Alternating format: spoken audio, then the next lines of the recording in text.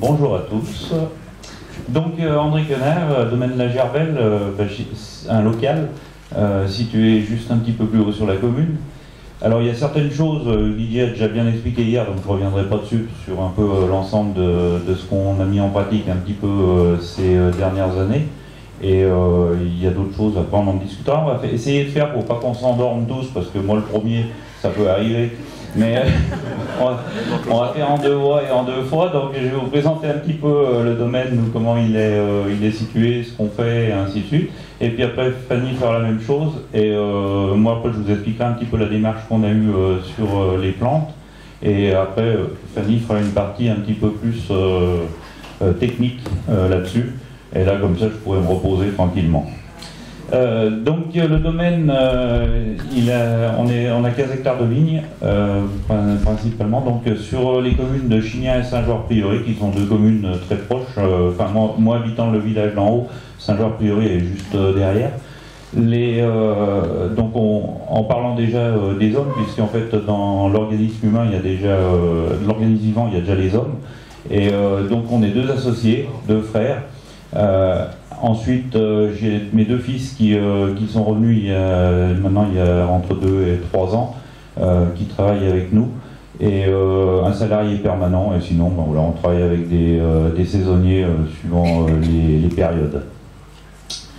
Ces 15 hectares de vignes, donc on a 9 cépages dessus, 4 cépages blancs, 5 cépages rouges. Donc ça peut faire des vins en monocépage, ça fait des assemblages, ça dépend un petit peu voilà, comment on prend les choses. Sur la manière de travailler, on a donc je fais partie un petit peu par rapport à ce que Didier disait hier d'un petit peu tous les groupes. On a un J2E donc sur les couverts végétaux parce que c'est des choses qui nous interpellent et qu'on trouve intéressantes. On a une Puma qui fonctionne relativement bien. Il y a, voilà, on essaye d'avoir une dynamique assez intéressante. Je pense que, pour moi aujourd'hui, il y a 25 ans, nous, il y a pratiquement 25 ans qu'on fait du bio. Et donc maintenant, ça fait une bonne dizaine d'années qu'on travaille sur les méthodes de biodynamie. Là, elle va m'enquiquiner. Personne n'a entendu ce qu'il a dit. Et donc sur... je sais même plus ce que je disais. 20 ans, plus de 25 ans de bio. Donc ce qui est intéressant sur les 25 ans, en fait, c'est de voir qu'aujourd'hui, on est... un problème. On est pas mal de vignerons en Savoie, donc vous avez vu, on a déjà une dynamique sur la commune, mais même au niveau du département qui est assez intéressante. Et je dirais ça c'est assez valorisant parce que il y a 25 ans, on était 3, plutôt avec une cible dans le dos. Et à se faire descendre en permanence, enfin en entendre des vertes et des pas mûres. On a baissé un peu la tête, on a avancé, suivant nos convictions, en ayant un peu rien à foutre de ce que les autres pensaient. Et finalement, aujourd'hui, de voir qu'il y a une synergie comme ça, d'une bonne quarantaine de personnes sur le vignoble, qui s'est converti au bio, c'est relativement intéressant. En tout cas, moi ça me fait super plaisir, et d'avoir des jeunes qui arrivent derrière, de pouvoir échanger avec eux, de transmettre des choses. Je pense leur faire gagner un peu de temps, parce que on en parlera un petit peu après, mais il y a eu les 25 ans, c'est pas un long fleuve tranquille, c'est quand même pas mal de gamelles, donc ça permet aussi des fois ces jeunes de les faire avancer un petit peu plus vite et d'éviter les écueils qu'on a eus. Donc voilà un petit peu, sur la partie humaine, on va dire, mais je trouve qu'il y a quand même son importance dans l'histoire. Nous on travaille sur 2 densités de plantation, donc historiquement on avait du 7500 pieds, aujourd'hui depuis une paire d'années on replante tout à 5200 pieds, on écarte à 2,20 m. Je trouve que ça nous fait un équilibre pour le travail qui va être plus intéressant, et en fait sur ma carrière maintenant qui commence à plutôt être sur la fin que sur le début, on n'a rien vu.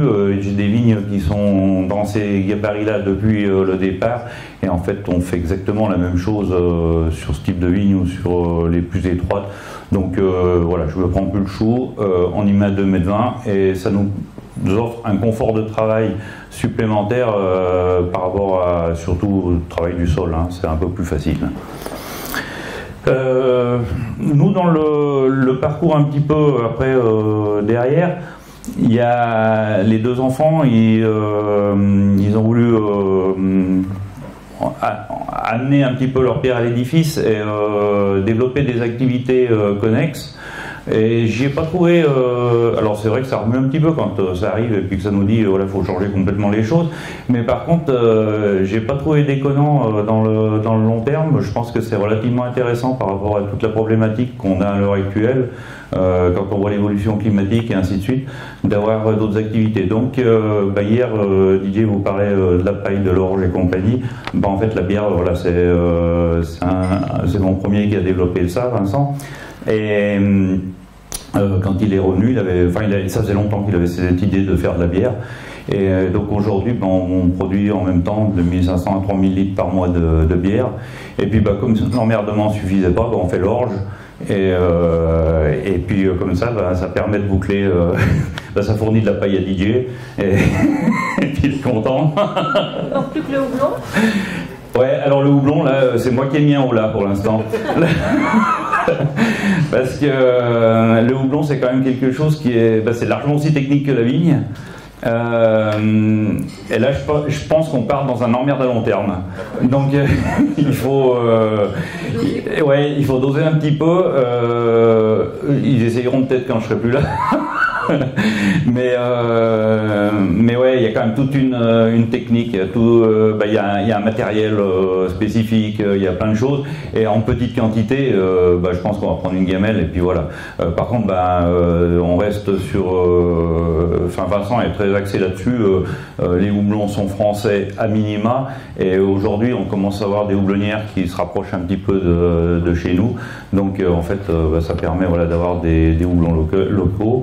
Et on a la chance d'avoir une malterie en Haute-Savoie, donc ça permet de malter l'orge sur place pour être tranquille. Puis comme l'emmerdement suffisait pas, j'ai le deuxième, il avait décidé, c'est de faire aussi un peu de culture de pommes de terre. Donc toutes les années, l'année dernière on n'en a pas fait, mais on fait entre 3 et 5 tonnes de patates à vendre en conservation. Mais c'est intéressant, ça permet de revoir. En fait, on revient à nos bases. Nous, le domaine est en polyculture élevage, c'est pas vieux, hein, si on y prend, il y a 40 ans. En fait, on revient un peu dans ce système-là, et donc ça permet de varier, d'avoir des choses différentes. Et je trouve c'est bien dans l'esprit biodynamie, donc c'est assez intéressant et enrichissant, même si au départ ça surprend et ça permet de faire autre chose. Et le deuxième, comme il n'était pas court d'idée non plus, lui il a monté une entreprise de prestation de travaux viticoles. Et donc en gros il est à mi-temps avec nous, à mi-temps sur sa boutique. Mais voilà, ça permet d'avoir un petit peu d'échappatoire par rapport aux aléas climatiques qui deviennent de plus en plus rudes. Puisque nous, si on y prend sur les dernières années, 2019, bon coup de grêle sur le côté nord de la commune, donc vers chez nous là-haut, où ça nous a flingué pratiquement 40% de la surface à 100%. 2020, il n'y avait pas plus de récolte, puisque de toute façon la vigne elle avait tellement morflé qu'il y avait un petit temps de latence. 2021, on a pris un bon coup de gel. 2023, ça n'a pas été rose non plus entre la grêle et la canicule. Les canicules qui montent en puissance, qui deviennent un peu plus compliquées à gérer. Donc quand on met tout ça bout à bout, la diversification, on pense que ça peut nous être une solution qui peut nous amener pas forcément un confort, mais on va dire un petit répit dans le travail. Donc voilà un petit peu pour schématiquement, très brièvement, comment c'est fait chez nous. Bonjour. Oh attendez, il y a la suite. Donc moi c'est Fanny, je viens du Jura et je suis pas viticultrice et je fais pas de biodynamie non plus. Eh ben t'es viré. Là, je fais des préparations naturelles pour la santé des plantes. Je fais des extraits fermentés d'ortie, de consoude, de fougère, de luzerne, de bardane, de renouée, des mélanges. Et je fais des infusions, des décoctions, des macérations. Tout ce qu'il faut en fait pour essayer de remplacer la chimie de synthèse par de la chimie naturelle dans nos champs. Donc je travaille avec des viticulteurs, c'est pour ça que je suis là aujourd'hui. Je travaille aussi avec des céréaliers, des arboriculteurs, des maraîchers, des personnes qui font des plantes aromatiques, des houblonniers, tout le monde, quoi. Tous les corps d'activité agricole sont concernés par ces produits-là et j'arrive à travailler à peu près avec tout le monde, ce qui fait que c'est passionnant. Donc je travaille principalement avec des plantes fraîches. Pour tout ce qui est extrait fermenté, ça va être que de la plante fraîche. Pour le côté préventif, c'est toujours de la plante fraîche. Et pour le côté curatif, on va plutôt être sur de la plante sèche. Donc je cueille en sauvage, beaucoup. L'ortie, la fougère, un petit peu la bardane, la renouée aussi, qu'on trouve en sauvage et qu'il est hors de question d'implanter dans mon jardin, surtout. Et sinon, tout ce que je ne trouve pas en milieu naturel, je le cultive chez moi. Donc j'ai 6000 m² de terrain, dont la moitié sont actuellement en culture. J'y ai la consoude, la bardane, le thym, l'origan, la sarriette, la rue, la tanésie, etc.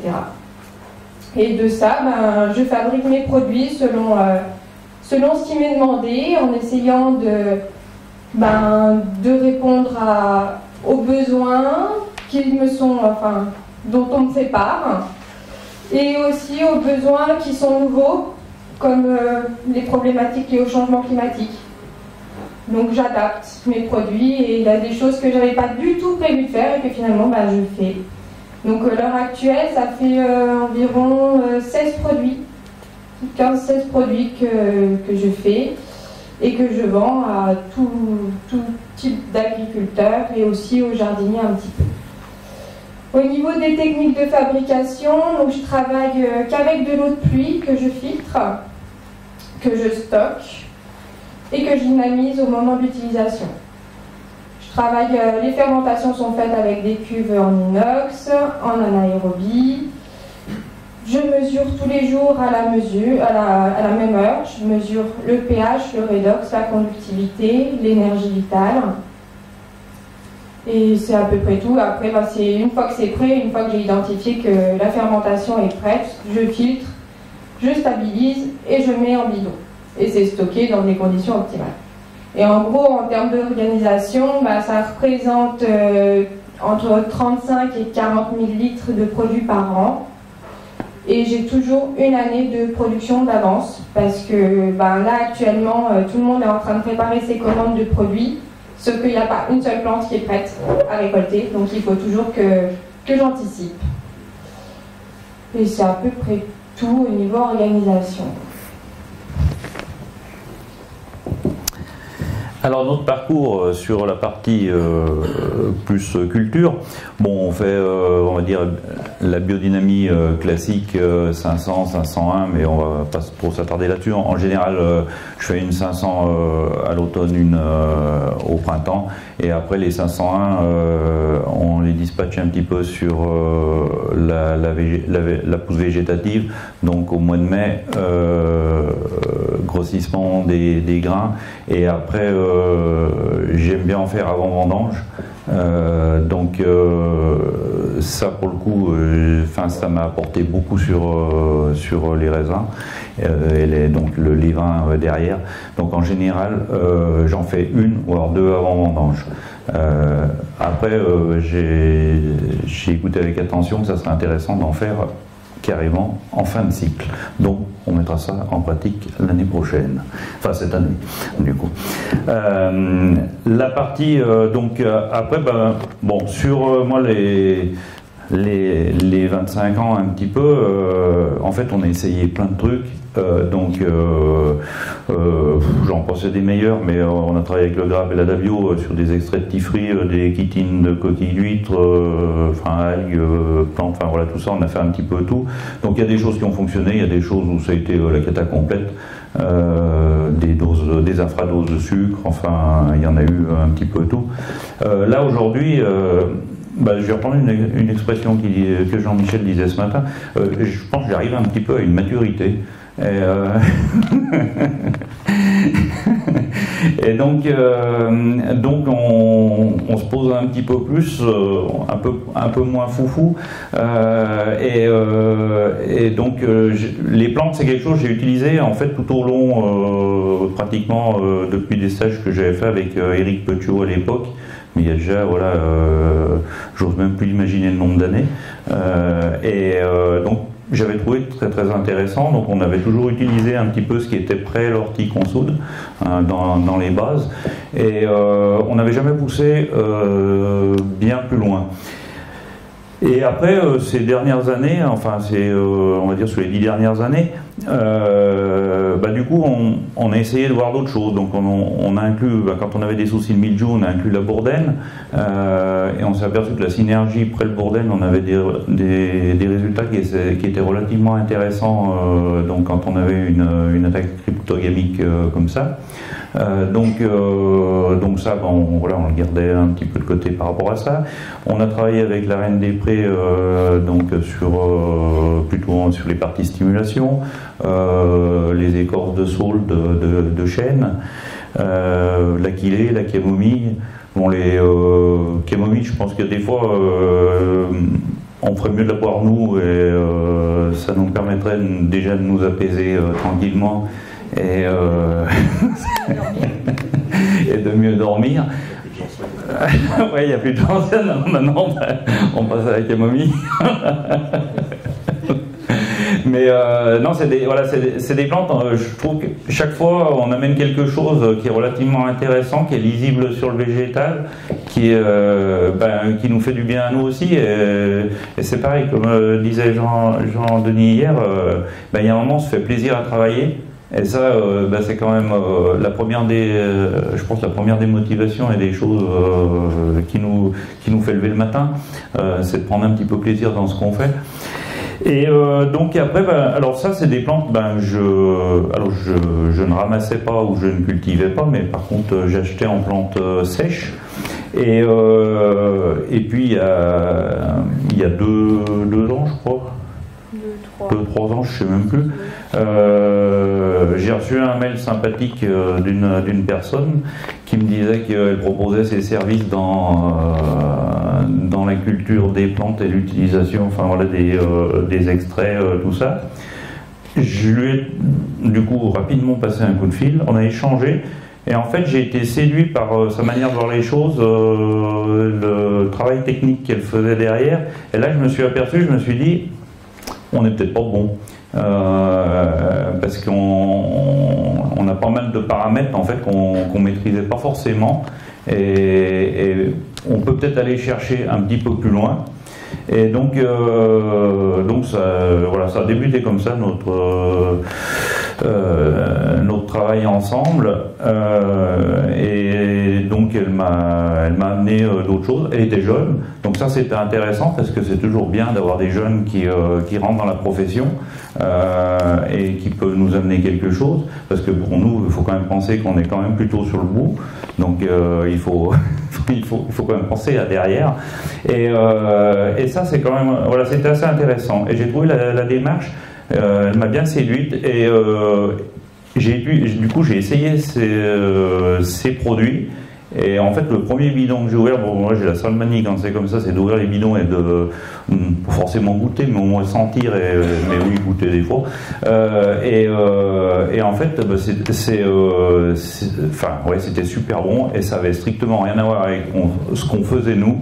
Et j'ai l'impression, là je me suis dit, il y a peut-être un truc à aller chercher, parce qu'on maîtrise pas tout. Et les essais qu'on a faits sont relativement intéressants.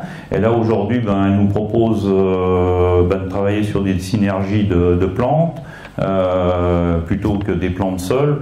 Et on s'aperçoit que chaque fois on ramène un petit plus au végétal, à la vigne.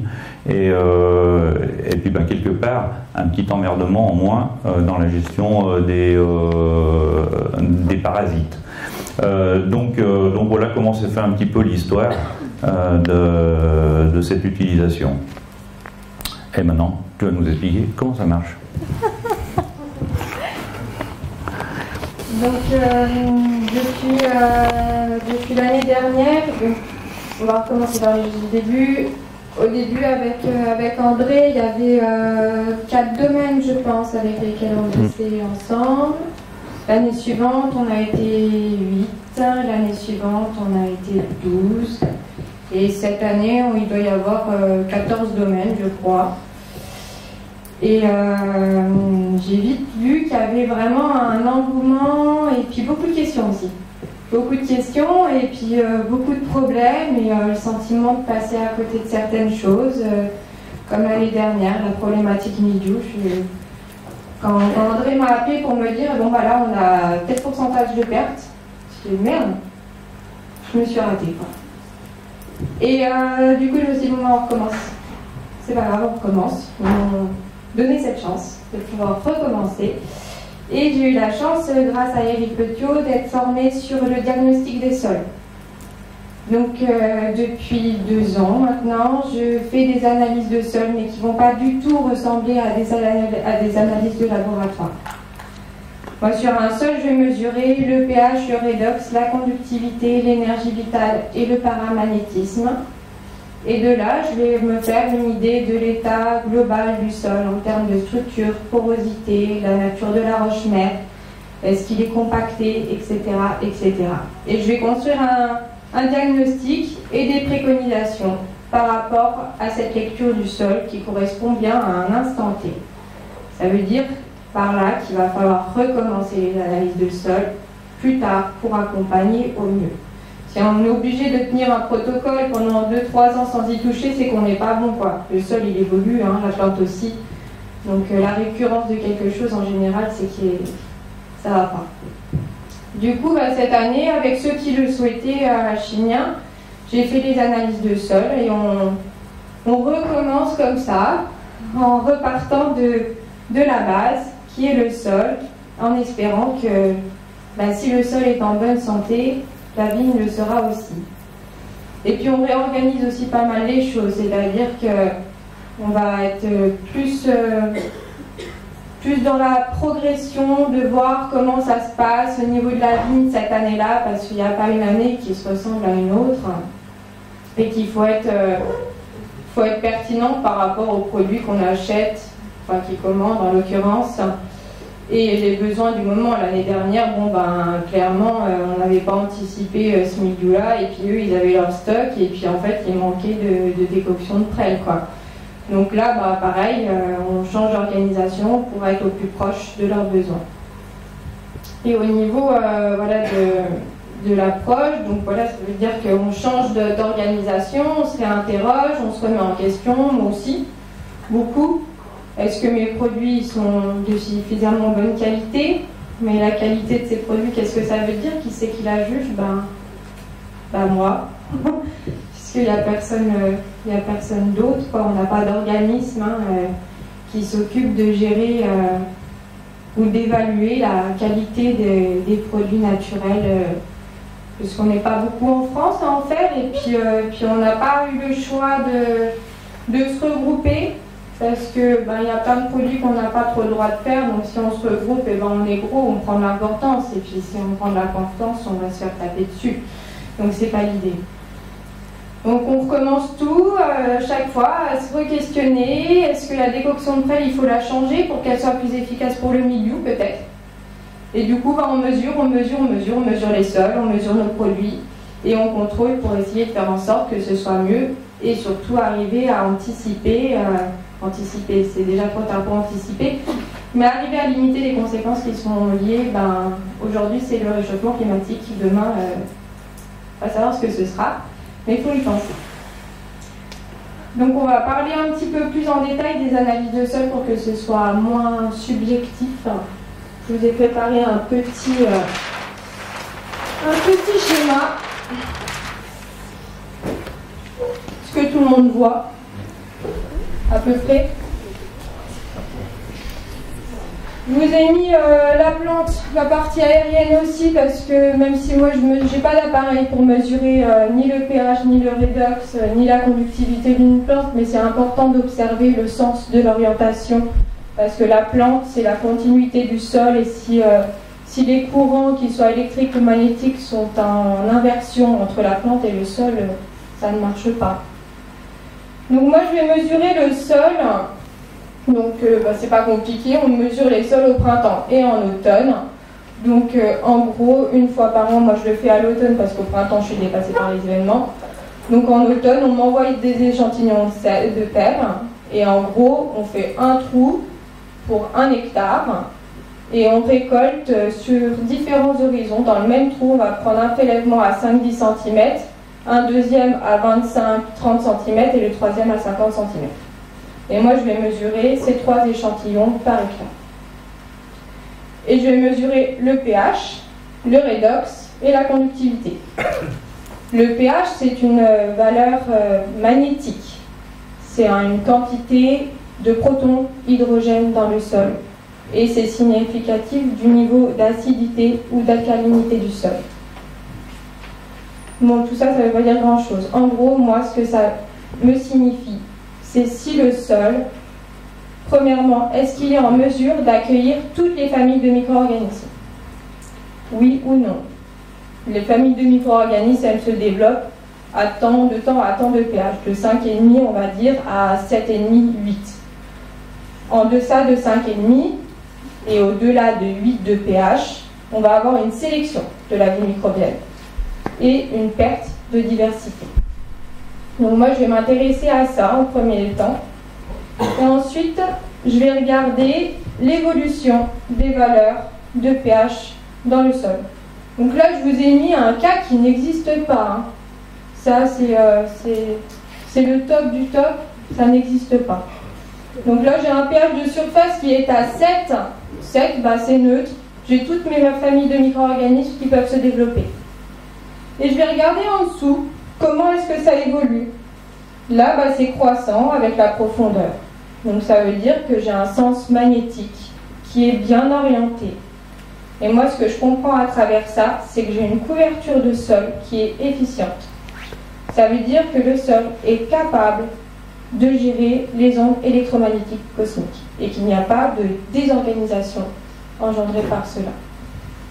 Et ça me dit tout simplement si j'ai une couverture ou non, si elle est bien ou non. Donc à partir de là, je vais pouvoir dire, il faudrait peut-être mettre un engrais vert que je vais choisir en fonction des autres paramètres. Le deuxième paramètre, ça va être le redox. C'est la capacité à s'oxyder ou à se réduire. Ça se mesure en millivolts. C'est un courant qui est électrique. Un sol sain a un redox de surface légèrement oxydé. Si un sol est réduit, ça veut dire qu'il est en anaérobie. Il est en apnée. Donc il faut toujours qu'il soit légèrement oxydé. Ça veut dire qu'il y a une respiration et ça veut surtout dire qu'il n'est pas compacté. Mais la compaction, on va surtout la voir en fonction de l'évolution, pareil, au travers des profondeurs. Si mon redox est croissant avec la profondeur, ça veut dire que mes agrégats sont de plus en plus grossiers avec la profondeur et que du coup, il y a de plus en plus de place pour l'oxygène et donc pour la respiration. Et à partir de là, ça veut dire que mon sol n'est pas compacté. Donc pareillement, ça n'existe pas. Un beau sol avec une belle orientation et pile 10 millivolts de différence, ça n'existe pas. Le troisième paramètre que je vais regarder, ça va être la conductivité. Donc c'est la capacité d'un liquide ou d'un sol à transporter le courant électrique. Ça me donne une idée de la quantité, l'activité de l'activité microbienne du sol et de la présence des nutriments. Et surtout, s'ils sont disponibles. Normalement, une conductivité, donc avant, on mesurait des conductivités à 2,5 millisiemens par centimètre. C'était le top. Et maintenant, la moyenne nationale, elle est à 0,3 millisiemens. Ça, on l'explique par la perte de biodiversité au niveau de la vie microbienne du sol. Et tous les sols, actuellement, quand on a un sol à 1,2 millisiemens, on se téléphone tous et on se dit j'ai mesuré un super sol. Voilà. Donc, 0,7 c'est déjà super. Hein. Moi, franchement, cette année, j'en ai pas mesuré un 0,7. Et au niveau de l'évolution de la conductivité selon les profondeurs, ici, ça va faire le contraire, elle va être décroissante. Pourquoi? Parce que la majorité de la vie microbienne et de son activité se situe en surface. Si on voit que la conductivité est dans l'autre sens, ça veut dire que le sol, il a la diarrhée. Ça veut dire qu'il y a tout qui se bat en profondeur et que c'est lessivé. La matière organique se lessive. Donc ça va me donner une indication sur mon engrais vert que je vais implanter ou non, selon mon pH et selon mon redox. Ça va aussi me dire, là j'ai pas beaucoup de conductivité, j'ai pas beaucoup de vie microbienne. Par contre j'ai un bon pH, j'ai un bon redox, donc il manque juste de la nourriture. Donc ça va me donner un regard sur ma matière organique, donc sur ma fumure, que je vais choisir en fonction de mon pH. Parce que ma fumure, si je mets de la vache, ça va créer de l'alcalin. Si je mets de la poule, ça va faire de l'acidité. Donc finalement, tout ça, c'est très très lié. Et ça va orienter tout un itinéraire technique. C'est pas juste du purin d'ortie ou de la consoude. C'est mon fumier. Est-ce qu'il faut que j'acidifie? Est-ce qu'il faut que je basifie? Est-ce qu'il faut que je mette des engrais verts? Tout va être très très lié. Et enfin, je vais regarder l'énergie vitale. Donc ce matin, on a discuté de biophotons. Donc ça, je n'ai jamais croisé. Mais l'appareil que j'utilise, en gros, c'est un peu un équivalent. Ça va mesurer l'émission photonique. Et c'est traduit en pourcentage. Et pour que ce soit clair pour tout le monde, on s'est donné un tant de grammes à poser sur l'appareil. Pour la terre, c'est 45 grammes et on mesure tous 45 grammes de terre. Ça nous a donné un référentiel parmi ces valeurs qui peuvent être très variables parce que sur un pourcentage, il n'y a pas 36 000 solutions, quoi. Donc pour la terre, c'est 45 grammes et un sol sain, on s'est rendu compte qu'il était toujours au-delà de 80% d'énergie vitale. En dessous, ça veut dire qu'on lui a apporté que des choses qui sont déshydratées. On a oublié toute la partie fraîche du vivant. Parce que le sol, les micro-organismes, ils ont besoin de manger aussi du frais. Et en général, quand on est en dessous de 80%, ça veut dire qu'on a utilisé des fumées qui sont un petit peu trop matures. On a paillé parfois, en maraîchage, ça arrive souvent, qu'on paille avec de la paille ou du foin, mais c'est sec. Et ça fatigue les sols. Ça veut dire que la vie microbienne va être obligée de prendre sa propre énergie pour décomposer la matière qu'on lui a donnée. Donc à partir de là, ça me donne une idée de est-ce que mon sol il arrive à supporter mon itinéraire technique et est-ce qu'il va falloir que je parte plutôt sur un fumier frais ou sur un fumier mature. Et à nouveau, les engrais verts vont être orientés par ce paramètre parce qu'un sol qui est en dessous de 80%, clairement, il a besoin de chlorophylle. Et la meilleure façon d'apporter de la chlorophylle, en plus des extraits fermentés, ça va être les engrais verts. Et enfin, il y a le paramagnétisme. Le paramagnétisme, c'est quelque chose qui a été, dont Éric Petiot a beaucoup parlé. Et il appelle ça, il l'explique comme étant la colle de la vie. Dans un sol, on peut avoir beaucoup de micro-organismes, beaucoup de nourriture pour ces micro-organismes. Mais s'il n'y a pas le paramagnétisme, ça ne dure pas. Grâce au paramagnétisme, on crée de la résilience.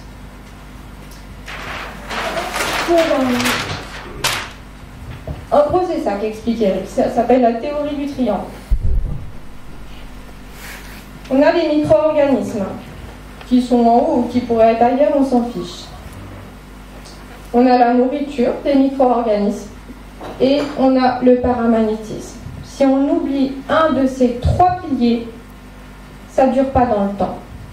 Ça veut dire quoi que ça ne dure pas dans le temps? Ça veut dire qu'il faudra toujours apporter des choses. Mais notre but, c'est pas de faire en sorte qu'on apporte toujours quelque chose. L'idée, c'est d'être en bonne santé et de rester en bonne santé. Moi, je ne prends pas tous les jours un médicament pour être en bonne santé, quoi. Le sol, c'est pareil.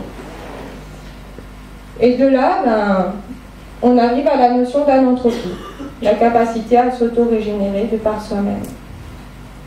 Et le but de ce travail, Le but des analyses, le but de nourrir un sol en ayant conscience de ce qu'il est maintenant, c'est d'arriver à ce niveau de résilience.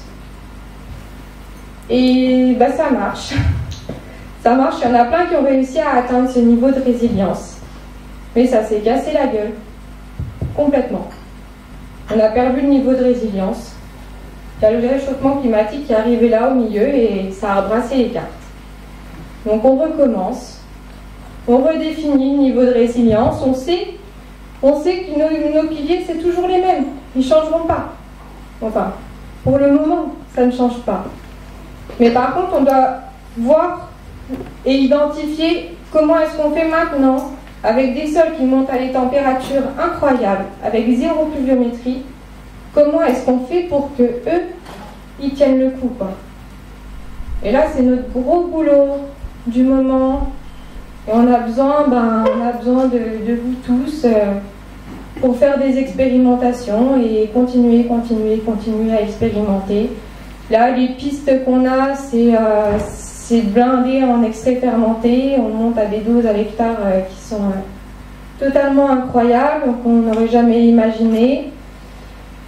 Pour le moment, c'est les micro-organismes. C'est se focaliser sur la vie microbienne du sol et faire en sorte qu'elle arrive à rester, même quand il fait très très chaud.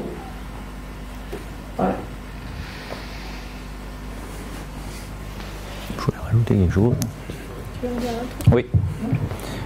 Oui, je voulais juste rajouter une chose par rapport à ce qu'elle expliquait sur la partie analytique. Moi, dans mon cas, là, on avait fait faire des analyses de sol sur les mêmes sols, donc j'ai fait faire des analyses sur différents labos. Et en fait, ça allait tout bien.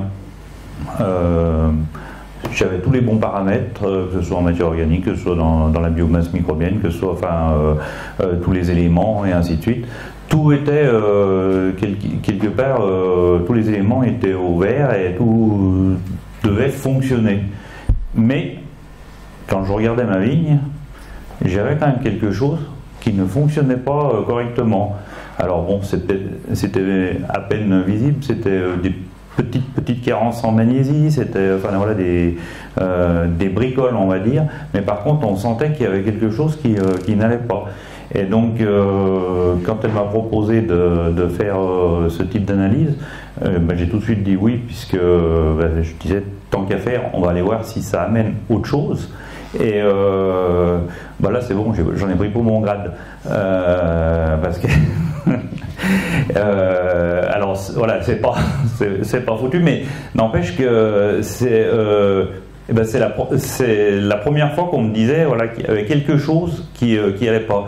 Et effectivement, j'ai un paramagnétisme qui déconne, j'ai différents paramètres qui sont pas bons, et à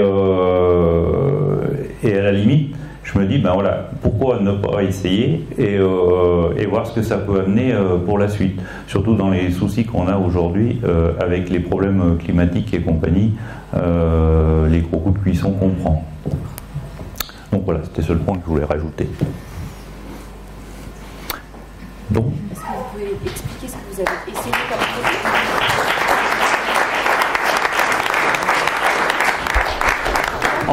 En produit. Quoi comme plante et pourquoi ? Sur les listes de produits, les mélanges, les mélanges, peut-être la bardane aussi, ouais. dont tu peux parler. Ouais. Oui, donc, alors les mélanges, je risque bien d'avoir un trou de mémoire. Horticonso de luzerne. Bardane renouvelée micro-organisme. Ouais, voilà. Donc il y a ce type de mélange qu'on a utilisé. Alors en fait, je fais plus d'extrait simple. Je travaille avec ces mélanges-là. Et après, l'été, on a travaillé avec la bardane. Donc j'ai fait des essais sur une parcelle qui est relativement chaude, on va dire bien ensoleillée là-haut, et où on arrive à avoir des fois des problèmes de serre. coups de cuisson. Et donc j'ai fait la moitié de la parcelle, enfin je l'ai fait en 4 fois, 2 fois répété, donc avec de la bardane pour voir ce que ça pouvait m'amener. Et en fait, cet été, sur les 2 applications qu'on a fait de bardane, on s'est retrouvé, elle est restée beaucoup plus verte sur la partie où il y a eu les applications. Les raisins, ils ont moins baissé en volume, on a moins perdu d'eau dedans, et donc globalement en finalité j'avais un peu plus de rendement sur cette partie-là que sur la partie où j'ai rien fait. Après sur les mélanges, si tu veux amener du complément. Pourquoi tu les fais comme ça? Alors sur les mélanges, donc c'est des mélanges d'extraits fermentés, il va y avoir de l'ortie, de la consoude, fougère, luzerne, bardane, renouée, donc tous les extraits fermentés que je fais, et si j'en faisais plus, je mettrais tous les extraits fermentés que je fais. Et donc c'est des fermentations séparées, hein. L'ortie, je ne la fais pas fermenter avec la consoude ni avec les autres plantes, c'est que des fermentations séparées, parce que chaque plante a son temps de fermentation à elle. C'est après, post-fermentation, que je fais des assemblages. Et en fait, on fait ça depuis plusieurs années parce qu'on s'est rendu compte que c'est la synergie des produits qui apporte vraiment de beaux résultats. Et donc, on a commencé à se creuser la tête, mais est-ce que c'est possible de faire des mélanges saisonniers? Un mélange pour le printemps, un mélange pour l'été et un mélange, pourquoi pas, pour l'automne. Et du coup, on a composé comme ça les mélanges. Déjà, ça a été Patrick Guater qui a lancé les premiers. Patrick Guater qui est en Bretagne, qui est producteur de préparation naturelle depuis 20 ans, je pense, à peu près. Et on s'est rendu compte que ça marchait super bien, parce qu'on arrive à vraiment impulser, en début de saison, impulser la croissance, tout en fortifiant la plante en termes au niveau de son système immunitaire. Et après, on va se calmer un peu sur la croissance en été, et on va passer plutôt sur une induction florale et l'accompagnement du fruit. Et à l'automne, on va être beaucoup plus sur une mise en réserve, avec plus de consoude, plus de luzerne, pour vraiment faire redescendre l'énergie au sol dans les racines et dire ça y est, maintenant reprends du sucre parce que tu en as bien dépensé et pose-toi. La plante elle est suffisamment d'énergie pour se calmer pour l'automne et passer son hiver tranquillement et mieux redémarrer au printemps, et ça c'est important. Tu les utilises comment? Le mode opératoire pour l'utilisation des bandages? Ça j'y mélange avec mes produits classiques, donc c'est évident que je dilue dans mon dosage de bouillie. Ah oui, tu passes en même temps que les traitements. J'y mets en même temps que les traitements, ouais. Bon, l'objectif de base c'est quand même de baisser tout ce qui est cuivre, soufre. Ça c'est vrai que je ne l'ai pas dit, mais ça me paraissait une évidence, mais en fait on a toujours travaillé depuis 25 ans là-dessus, et aujourd'hui c'est d'essayer de gratter le maximum de cuivre. J'ai fait des essais sans cuivre, non, ça ne pas. Ouais, je pense que ça c'est un truc qui a dû être fait souvent. Mais voilà, l'objectif c'est vraiment de descendre au minimum, quoi. Des questions?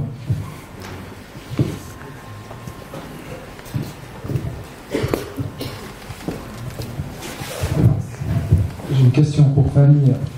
Étant donné que tu as tous les outils pour faire les mesures de redox et compagnie, quand tu fais tes analyses sur les assemblages, comme tu dis, et après tu fais l'analyse avec l'assemblage avec le cuivre, ça donne quoi? Alors moi j'ai pas de cuve chez moi, donc j'ai jamais mesuré une bouillie avec les mélanges d'extraits fermentés et le cuivre. Mais je sais que ça a déjà été fait, puisque ça c'est les travaux d'Éric Petiot. Et en termes de pH et de redox, on est toujours dans le domaine de santé de la plante. La plante, elle a son domaine de santé, c'est un pH de 6, c'est un redox de plus 100. Et on est toujours à peu près là-dedans, entre 5,5 et 6,5 de pH, entre moins 50 et plus 150 millivolts de redox. Et au niveau conductivité, on est toujours bon en termes quand même de la conductivité sur ces produits-là. Et on est toujours parfaitement bien passé. Sauf s'il y a eu un souci dans la transformation, bien entendu. Et disons que, parce que le cuivre, c'est quand même un oxydant fort, et donc les tisanes sont suffisamment tamponnées pour éviter d'avoir l'oxydation forte du cuivre. Ça dépend si tu as dynamisé ou pas. Si tu as dynamisé, tu réduis. Si c'est réduit, tu es toujours bon. Donc, dynamiser les tisanes. Et les extraits. Et les extraits. Ouais. Oui. Chaque fois avant application. Avant application. Ouais. Oui, ça joue énormément sur l'efficacité du traitement. Si ton mélange est dynamisé, c'est top. Ok, merci. Ouais, combien de temps la dynamisation? 5 minutes? C'est personnel, ça. Ça dépend. Le grammage de sucre, c'est quoi? De cuivre? Pardon? Le grammage de cuivre? Grammage de cuivre, on travaille entre... en début de saison, on est autour de 50 à 70 grammes à peu près, et puis après, on monte en général. J'essaye de ne pas dépasser 200, 250. Bon, après, il y a des fois, il y a un truc qui s'appelle le pompier, quoi. Faut mettre une bricole de mieux quand ça ne veut pas faire. Mais par contre, on essaye de toujours rester sur des dosages relativement bas. Je voulais savoir si tu faisais des macérations de l'huileuse d'ail et si tu en faisais, si tu avais des retours de vignerons qui utilisaient ça pour contrôler l'iodium en termes de fréquence, d'utilisation, et si c'était possible de mélanger au cuivre justement. Alors oui, je fais aussi la macération d'huile d'ail qu'on utilise en effet contre l'oïdium. On va commencer par du préventif avec cette préparation en faisant une application par mois. À partir du mois de mai, on va faire une fois en mai, une fois en juin. Et après, on va voir s'il faut passer en curatif. Et là, on peut monter jusqu'à 2 passages par mois s'il le faut. Ouais, oui, mais ça marche très très bien et il n'y a pas besoin de la combiner avec cuivre et soufre. On peut. Si on peut, tout à fait, mais c'est pas nécessaire. Il y a eu des tests d'augmentation de dosage aussi, parce que je sais que c'est 10 litres pour 100 litres, mais est-ce qu'il y a des augmentations tu t'augmentes juste le passage ou tu augmentes aussi la concentration? Non, on n'augmente pas la concentration parce qu'on a des risques de brûlure. C'est puissant, hein, c'est pas parce que c'est juste de l'ail broyé que c'est pas costaud. C'est super costaud. J'ai déjà cramé plein de trucs avec cette macération. À justement faire des tests d'augmentation de concentration et il faut pas. On est sur du 10 litres par hectare dans 100 litres d'eau. En arbo, on va passer à 200 litres d'eau pour arriver à couvrir tout le feuillage. Mais sinon, en vigne, maraîchage, on va rester à 100 litres. En serre, on va passer à 200 litres parce qu'on est sous serre et qu'il fait trop chaud et qu'on a des risques de brûlure qui sont accrus. Mais en tout cas, on ne va pas augmenter la concentration de produit, ça c'est sûr.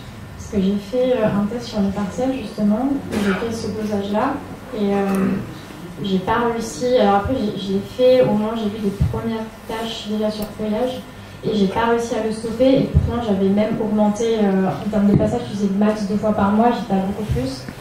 Et j'ai pas augmenté la concentration, j'ai juste augmenté le passage et j'ai pas réussi à le stopper. Et ça tout. Après, ça l'a fait sur. J'avais une modalité classique et j'avais cette modalité-là. Ça l'a fait sur toute la parcelle, mais c'était quand même beaucoup plus touché sur la modalité A, quoi. Ok, ouais. Ok. Eh ben, ça peut venir de la qualité de ton produit, de la qualité de ton eau, de la qualité de ton homogénéisation du produit, parce que ça reste de l'huile dans l'eau. Hein. Donc, si on n'est pas homogène, c'est une catastrophe. Et après, quand on voit que ça ne marche pas, parce que ça arrive, hein, on ne fait pas de miracle, il ne faut pas hésiter à changer de technique, quoi. C'est-à-dire passer aux huiles essentielles, ou venir avec un autre produit. Des fois, il faut arriver à foutre une claque et puis revenir après avec un autre produit et puis ça règle le problème.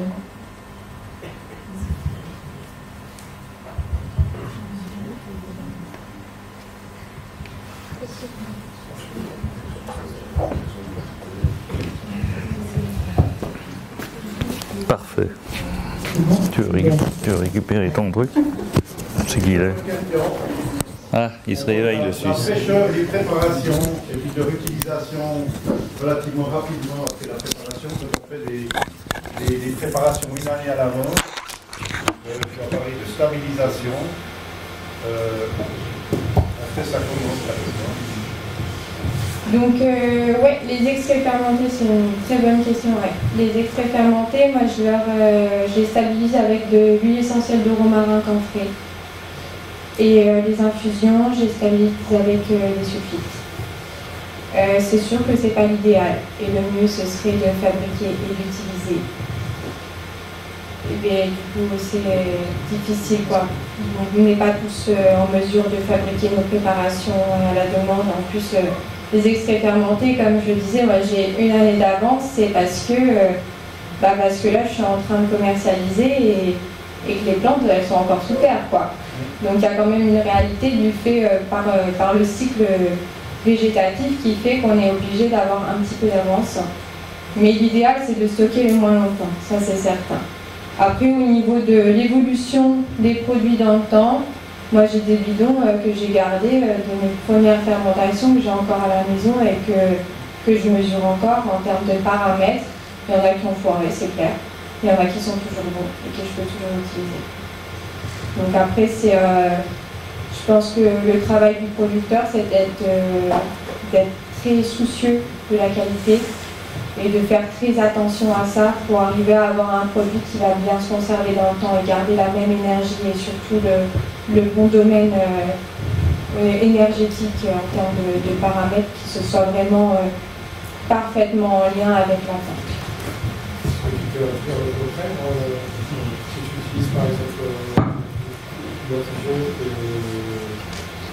dans un mauvais stockage, ça va faire le contraire sur la vie. J'ai pas compris la question, vraiment. Tu peux appeler la maladie, par exemple, par une mauvaise conservation, tu peux appeler la maladie sur la vie. Bien sûr. Si tu utilises un produit qui est pourri, forcément, un produit mort appelle de la mort.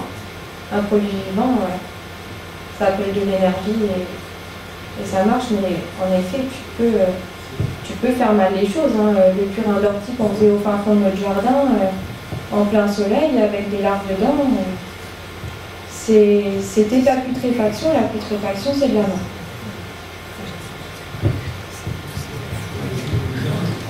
Une question. Tu as beaucoup parlé de la pulvée foliaire, notamment sur les maladies septogammiques. Alors par contre, on n'a pas tout parlé du sol. C'était juste pour donner des informations là-dessus.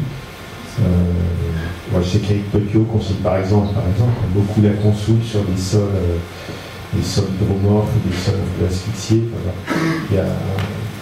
Donc, est-ce que là-dessus, il y a aussi des possibilités est-ce que tu peux juste nous faire un petit tour d'horizon là-dessus? Oui, j'ai oublié un paquet de choses. En effet, sur les sols, typiquement, quand je fais une analyse de sol comme là-dessus, en imaginant que ça va pas bien, il y a un paquet de choses que je vais rééquilibrer avec des extraits fermentés pulvérisés au sol. Notamment, comme tu l'as dit, la consoute qui a une capacité à réorienter un courant électrique et magnétique dans le sol. Elle restructure physiquement le sol, juste par une pulvérisation, plusieurs pulvérisations d'extraits fermentés de consoute. Et ça, c'est très important, parce qu'un sol qui va être tassé, avec un extrait fermenté de consoute, on va le détasser. Et ça, c'est génial, quoi. En termes d'accompagnement de la vie microbienne, les pulvérisations au sol sont exceptionnelles.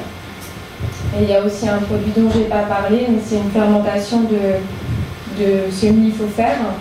Je ne sais pas si ça vous parle, lithofère, EM, micro-organismes, plein de noms, bocachiers, etc. Il y a plein de noms différents. Ça, c'est des micro-organismes multipliés et passés en solution liquide.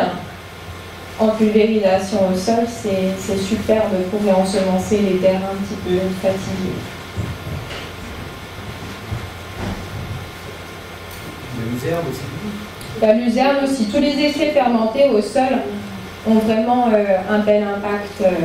La seule petite subtilité, Ça va être dans l'extrait fermenté d'ortie, qui à la base est utilisé comme étant un stimulateur des défenses naturelles, ce qui est très important. C'est quand même pas rien d'avoir un produit qui est en mesure de stimuler le système immunitaire d'une plante. Et pour avoir cet effet-là, il faut passer par le feuillage, sinon on ne l'a pas. Par contre, l'ortie, l'extrait fermenté d'ortie au sol, c'est génial. En termes de croissance, ça fonctionne très très bien. Mais par contre, on n'aura pas l'effet stimulateur des défenses naturelles. Et entre la tisane et le macérat d'ortie? Alors la tisane, je n'ai jamais fait de tisane d'ortie, je ne sais pas à quoi elle sert. Mais elle n'a pas les mêmes propriétés, je pense, que l'extrait fermenté, parce qu'on ne va pas du tout aller chercher les mêmes principes actifs.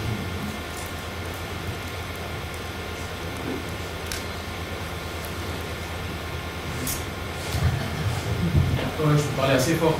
Dans les extraits fermentés, il y a des principes actifs qui sont pris, mais j'imagine qu'il y a aussi une population levurienne et bactérienne. Les applications, on peut aller jusqu'à quelle pression en barre, on va aller jusqu'à 2,4 maximum. Après, on explose tout. Par contre, sur un thé de compost oxygéné, on descendra à 1,2 bar. C'est encore plus fragile.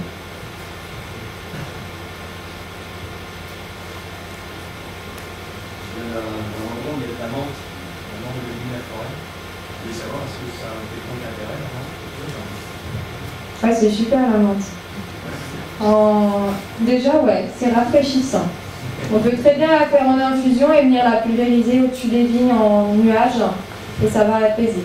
Ça va rafraîchir, ça va apaiser, ça a un véritable effet. Et ça, c'est des petites choses qui peuvent vous aider. Et aussi, c'est un insecticide. Il faut la combiner, par contre. Parce que toute seule, c'est un insecticide moyen, on va dire. Et bien, idéalement, avec de la rue, de la tanésie et de la saponière. Et là, tu as un bel insecticide qui est bien structuré et complet.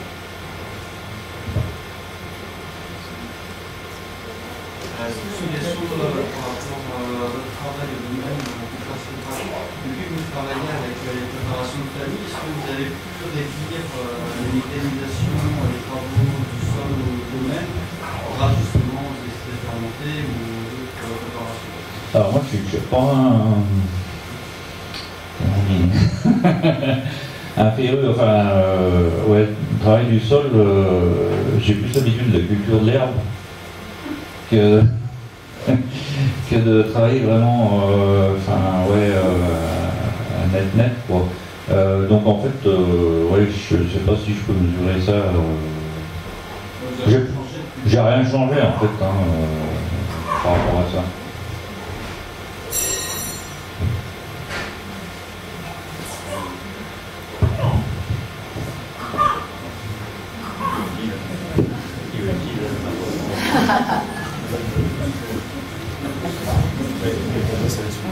Non, justement, c'était une question que j'avais posée à Fanny, mais on n'a jamais eu le temps de travailler dessus. C'était juste pour en faire profiter à tout le monde. Moi, la question que j'ai posée à Fanny, et j'espère qu'elle trouvera peut-être une réponse à ça d'ici quelques temps, c'était savoir si on pouvait mettre au point donc un complexe de macérat pulvérisé au sol au moment de l'implantation des engrais verts, pour faire des engrais verts, pour, surtout quand l'implantation est un peu tardive, parce que c'est vrai qu'à Chignan on a un programme assez chargé. Moi cette année, je suis passé en dernier, les engrais verts ont été plantés au mois de novembre, donc voilà, est-ce que finalement on pourrait s'aider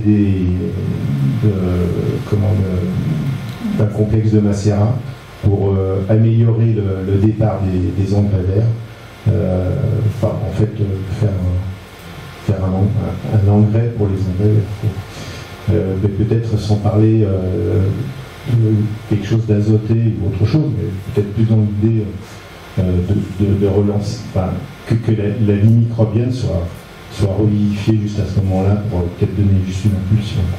Voilà. Je sais que tu n'as pas la réponse, mais moi c'était quelque chose une piste sur laquelle je vais travailler. Je ne sais pas si ça intéresse d'autres. Mais... Je pense que j'ai pas la réponse à ta question. J'ai des parties de réponse. La première, ça va être que les extraits fermentés, on les utilise que quand le sol est à 12 degrés. Et que je doute qu'en novembre, ton sol soit à 12 degrés. Ça peut être en mode. Ouais, là, c'est vraiment cas extrême. Là, c'était cas extrême. Après, il y aura des choses qu'on préconise en céréales. Ça va être de faire en effet une pulvérisation au sol d'extrait fermenté avec des doses infimes des 2%, des 5%, petit, pour accompagner la graine, mais à sa juste proportion. Mais typiquement sur les engrais verts, c'est des choses qui, à ma connaissance, n'ont jamais été faites. Donc je pense qu'il faut essayer, quoi. Puis il y avait la dernière chose, c'était la destruction des engrais verts. Certains utilisent des extraits des microbiotes, des micro-organismes à pulvériser avec un jet qui se met devant le gyrobroyeur. Plutôt de mettre des micro-organismes venus de on ne sait pas toujours parce qu'on ne pourrait pas raisonner aussi en macérat. Si, tout à fait. Tout à fait. C'est vrai que ça va réactiver la vie microbienne, que ce soit des micro-organismes bénéfiques comme un complexe d'extrait fermenté ou même un extrait fermenté seul, même si c'est pas ce que je préfère, c'est tout à fait possible. Ça va activer la vie microbienne et du coup favoriser la décomposition de l'engrais vert. Merci.